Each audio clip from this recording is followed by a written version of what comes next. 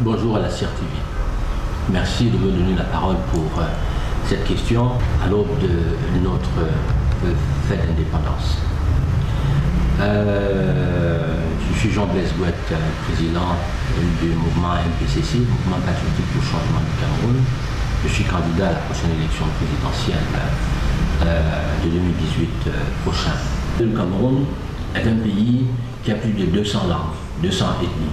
Et dans ces 200 ethnies, nous vivons très bien. Et entre nous, aussi bien Bamileke, Aoussa, Douala, Bassa et tout ça, on se marie, on travaille ensemble, on chemine ensemble. Et je pense que chacun nous nous respectons à l'intérieur de cela. C'est vrai que nous avons reçu en héritage ces deux langues, le français et l'anglais, mais aujourd'hui, on a effectivement, comme je le disais tantôt, ce problème de bilinguisme qui se pose. Donc ce problème de bilinguisme est en principe un problème aujourd'hui qui est au cœur même de l'actualité de notre nation. Et c'est très bien que vous veniez me donner la parole pour que je puisse donner ma modeste contribution à ce sujet. Vous savez, un peuple, tout peuple, a des racines, une origine, une histoire et une culture. Au-delà de la culture, on a une éducation. Moi, je suis d'origine Bassa. Et chez nous, en pays Bassa, vous savez, nous avons un mets.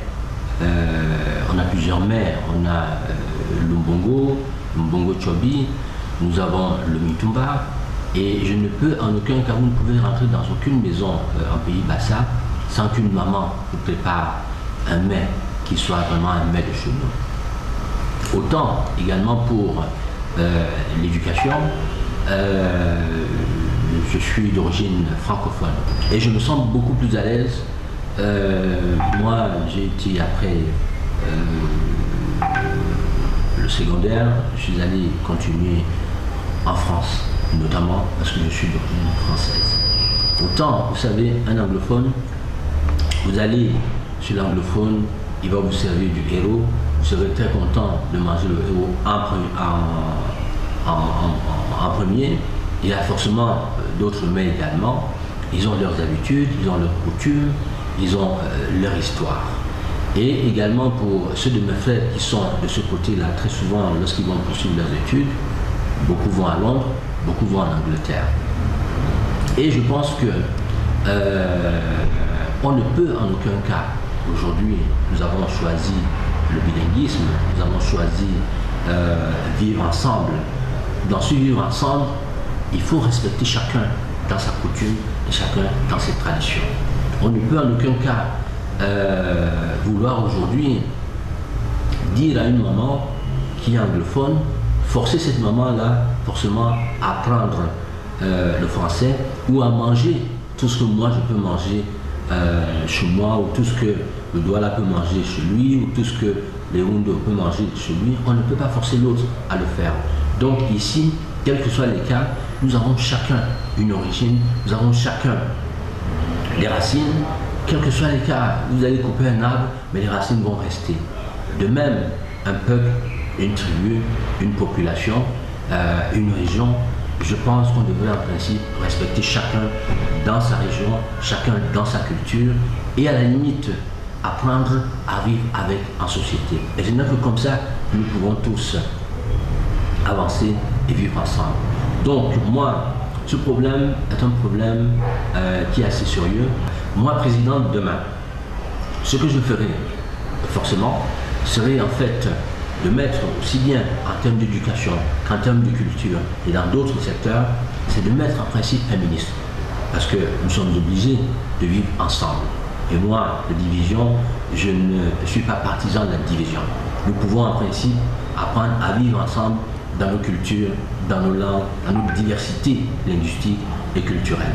Donc moi, demain, président de la République, ce que je ferai, je nommerai en principe à la tête de certains ministères, des ministères ou des ministres, et à l'intérieur de ces ministères, je mettrai un ministre à la tête, un secrétaire d'État qui s'occupe de la partie francophone, un secrétaire d'État qui s'occupe de la partie anglophone, et respecter chacun dans sa région, chacun dans sa culture, chacun dans sa religion, laisser libre choix au peuple et aux populations de choisir ce qui est bien pour eux et de ce qui est mal pour eux. Mais j'ai dit également que ce serait peut-être une très bonne chose que, comme ça se passe au Canada, comme ça se passe peut-être en Suisse, qu'on ait une partie, pas forcément de se séparer, pas forcément d'imposer le fédéralisme, mais on pourrait trouver un moyen qui soit en principe propre au Cameroun, ce moyen-là qui donne en principe la liberté à chaque Camerounais, aux anglophones, de pouvoir à la limite rester soit dans leur culture, dans leurs racines, et donner également à l'autre côté francophone possibilité d'être là. Moi, j'aimerais bien, vous savez, demain, aller en zone anglophone et trouver que dans cette zone anglophone, ces frères et sœurs qui y vivent ont effectivement leurs coutumes, ont leur éducation, ont des manuels scolaires adaptés à un système anglophone, ont des boutiques, pourquoi pas des voitures. Mais aujourd'hui, le marché industriel d'automobile, même aux États-Unis, j'ai été encore, j'en sors là. Aujourd'hui, beaucoup dans le monde, les véhicules tendent en principe à avoir un volant à gauche au lieu de l'avoir à droite. Donc moi je serais quand même assez content de voir un jour qu'on est dans ce beau pays et que d'une région à l'autre, chacun a sa culture, chacun a ses racines, chacun les garde, on le respecte là-dedans. Je sais aussi que ça pose un problème, demain ça va poser un problème de moyens, parce qu'il faudrait avoir des moyens pour pouvoir en principe adapter chaque région à sa culture, chaque région à ce qu'il veut. Mais je pense que pour qu'on puisse vivre demain en paix, il faudrait forcément qu'on puisse trouver des moyens de respecter chacun dans sa culture, chacun dans ses racines, chacun dans ses traditions. Et avec cela, je pense qu'on peut demain cohabiter et trouver des moyens de vivre tous ensemble et dans la paix.